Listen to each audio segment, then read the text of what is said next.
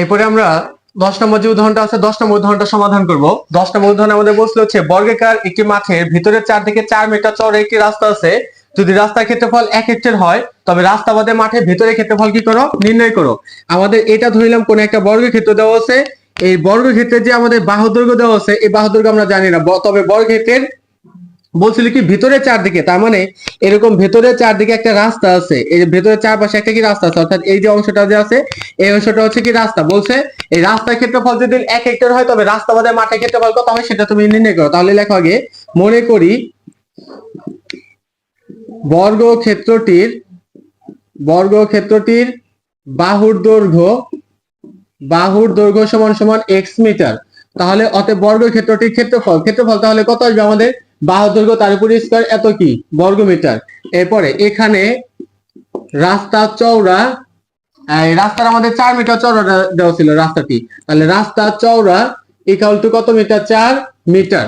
রাস্তার চওড়া দেওয়া ছিল আমাদের কত মিটার, 4 মিটার, অর্থাৎ এই যে রাস্তা আছে এটা 4 মিটার, এদিকে কত আসবে 4 মিটার, এদিকেও 4 মিটার, এরপরে এদিকেও কত আসবে আমাদের 4 মিটার, এই যে এগুলো হচ্ছে 4 মিটার। তাহলে যেহেতু রাস্তা কোন জায়গায় আছে, ভেতরে, যদি প্রশ্নের ভেতরে বলে যে ভেতরের দিকে রাস্তা আছে তাহলে হচ্ছে বিয়োগ করা লাগবে, আর যদি বলে যে রাস্তাটা বাইরে আছে তাহলে যোগ করা লাগবে। তাহলে এখন লেখো, অতএব রাস্তা বাদে মাঠের দৈর্ঘ্য, মাঠের দৈর্ঘ্য আমরা ধরে নিলাম কত, x এর ভেতর থেকে বাদ যাবে কি রাস্তা, তাহলে কত আছে আমাদের 4, যেহেতু আমাদের 4 গুণন 2 এত মিটার, তার মানে কত আসবে x - 8 মিটার। দেখো একটু ভালোভাবে দেখো, হ্যাঁ, রাস্তা বাদে মাঠের দৈর্ঘ্য আমি বলতেছি কি যে 4 বাদ দিলাম, 4 গুণন 2 বাদ দিলাম, দেখো তো দৈর্ঘ্য বরাবর রাস্তা চওড়া কত, 4 মিটার, প্রস্থ বরাবর রাস্তা চওড়া আমাদের কত মিটার, 4 মিটার। এই জন্য দৈর্ঘ্য বরাবর হচ্ছে একবার 4 বাদ যাবে, প্রস্থ বরাবর কি একবার 4 যাবে, একবার 4 বাদ যাবে, তার মানে 4 বাদ যাবে মোট 2 বার, কিন্তু 2 বার আমরা বাদ না দিয়ে একবার লিখছি 2 গুণন কত 4, তার মানে 4 কবার আছে 2 বার, এরপর 4 2 গুণন 8, তার মানে x মাইনাস কত 1 মিটার। এটা হচ্ছে রাস্তাবাদে মাঠের দৈর্ঘ্য পেলাম। অতএব রাস্তাবাদে মাঠের ক্ষেত্রফল, তাহলে আমাদের সূত্র কত আসবে, বাহুর দৈর্ঘ্য তার উপর কত স্কয়ার, বাহুর দৈর্ঘ্য আমরা কত পাইছি x - 8 তার উপর স্কয়ার এত কি বর্গ মিটার। এরপর আমাদের বলছিল রাস্তার ক্ষেত্রফল 1 হেক্টর, তাহলে রাস্তার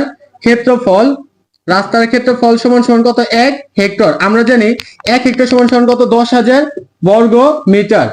রাস্তার ক্ষেত্রফল দেওয়া আছে 1 হেক্টর, আর আমরা জানি 1 হেক্টর সমান 10,000 বর্গ মিটার। তাহলে এখন লেখো, প্রশ্ন মতে এটা হচ্ছে রাস্তার ক্ষেত্রফল, এই যে বর্গক্ষেত্রের যে ক্ষেত্রফল এটা হচ্ছে কত x স্কয়ার, বর্গক্ষেত্রের ক্ষেত্রফল x স্কয়ার। এই x স্কয়ারের ভিতর কি ছিল, পুরো বর্গক্ষেত্রের ক্ষেত্রফল ছিল, অর্থাৎ এই রাস্তার ক্ষেত্রফল ছিল এবং ভেতরে যে অংশটুকু আছে এটা ক্ষেত্রফল আছে। এর ভেতর থেকে যদি আমি x - a তারপর হোল স্কয়ার এটাকে বাদ দেই, এটা কার ক্ষেত্রফল পেয়েছিলাম, এটা রাস্তা বাদ দেব, শুধু যে ভেতরে অংশের ক্ষেত্রফল ছিল সেই ক্ষেত্রফলটা।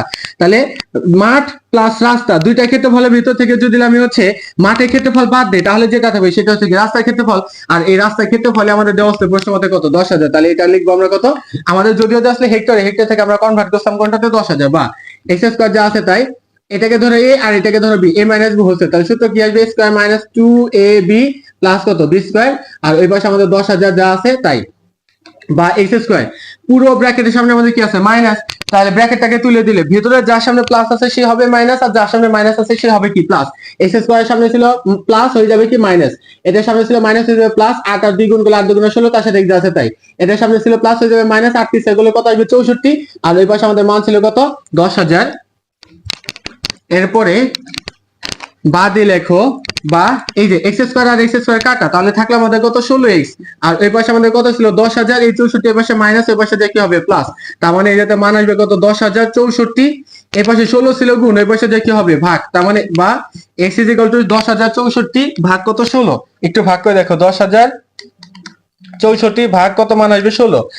অতএব x সমান সমান কত আসবে 629, এত হচ্ছে কি মিটার। আমাদের চাইছিল কি, আসলে চাইছিল হচ্ছে দেখে যেটা আমাদের মান চাইছিল হচ্ছে রাস্তাবাদে মাঠের ভিতরে ক্ষেত্রফল নির্ণয় করো। আচ্ছা, রাস্তাবাদে মাঠের ভিতরে ক্ষেত্রফল আমরা পাইছিলাম কত x - 8 না, তাহলে এখন লেখো, অতএব রাস্তাবাদে মাঠের ভিতরের ক্ষেত্রফল সমান সমান আমরা বের করেছিলাম কত x - 8 তারপর হোল স্কয়ার এত কি বর্গ মিটার। x এর মান পেলাম আমরা কত 629 - 8 তার উপর স্কয়ার বর্গ মিটার। 629 থেকে 8 বাদ দাও, তাহলে মান থাকবে হচ্ছে কত 621, আর তার উপরে কি করো স্কয়ার করো, 621 কে 621 তার উপরে কত স্কোয়ার, 621 মান আসবে হচ্ছে 38,5,6,4,1 এত কি বর্গমিটার। অর্থাৎ 38 আসলো, এর পরবর্তীতে হচ্ছে 5,6,1 এত কি বর্গমিটার। এটাই হচ্ছে আমাদের কি মাঠে যে হচ্ছে তোমার রাস্তাপথে মাঠে ভেতরে ক্ষেত্রফল ছিল সেই ক্ষেত্রফলটা এত বর্গমিটার। কিন্তু এটাকে যদি তুমি এখন হেক্টরে নিয়ে যাও তাহলে কি করবা, হেক্টরে নিয়ে যাওয়ার জন্য তাহলে 38,5,6,4,1 আমরা জানি 1 হেক্টর সমান কত 10,000 বর্গমিটার। তাহলে এটা বর্গমিটার আছে, হেক্টরে নিয়ে যাবা, এই জন্য তুমি 10,000 দ্বারা কি করবা ভাগ করবা, 10,000 এত কি হেক্টর, 10,000 দ্বারা এটাকে ভাগ করবা। তাহলে এটাকে যদি 10,000 দ্বারা ভাগ করি তাহলে মান আসবে 38,56,4,1 এত কি হেক্টর। এইটা হচ্ছে রাস্তাপথের মাটি যে ভেতরে ক্ষেত্রফলটা ছিল সেটা কত আমাদের আসলো 38.56 আছে। এটা 5,6 কি বর্গ, 5,6 কত হেক্টর। এটা হচ্ছে রাস্তাপথে কি ভেতরের ক্ষেত্রফল। এখন আমরা 11 নম্বর উদাহরণটি সমাধান করব। 11 নম্বর উদাহরণে আমাদের বলছে হচ্ছে একটি সামান্তরিক ক্ষেত্রের ক্ষেত্রফল 120 বর্গ সেন্টিমিটার এবং একটি কর্ণ 24 সেন্টিমিটার হলে কর্ণটির বিপরীত কৌণিক বিন্দু থেকে উক্ত কর্ণের উপর অঙ্কিত লম্বের দৈর্ঘ্য কি করো নির্ণয় করো।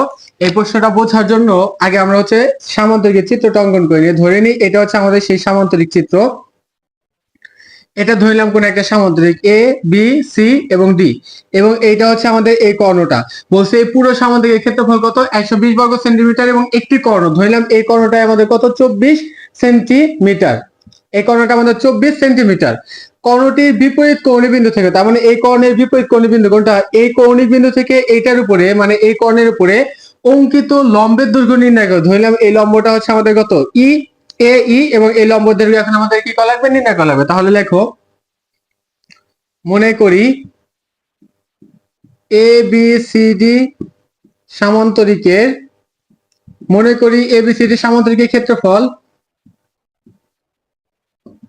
120 বর্গ সেন্টিমিটার এবং কর্ণ বিডি সমান সমান 24 সেন্টিমিটার। ধরি কর্ণটির বিপরীত কৌণিক বিন্দু থেকে অঙ্কিত লম্বের দৈর্ঘ্য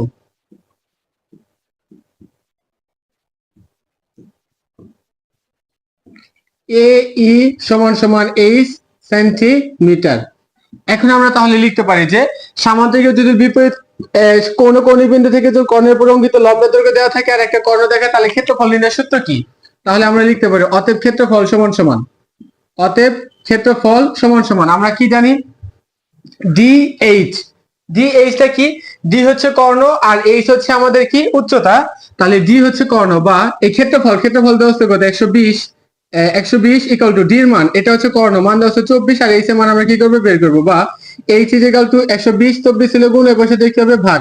অতএব এইচ ইজ ইকুয়াল টু 120 কে 24 দ্বারা ভাগ করে দেখো মান কত আসে 120 ভাগ 24 মান আসবে হচ্ছে 5, তার মানে কত আসবে 5 সেন্টিমিটার। অতএব সামান্তরিকটি আমাদের যে অঙ্কিত লম্বের দৈর্ঘ্য আছে সেই অঙ্কিত লম্বের দৈর্ঘ্য কত আসবে 5 সেন্টিমিটার।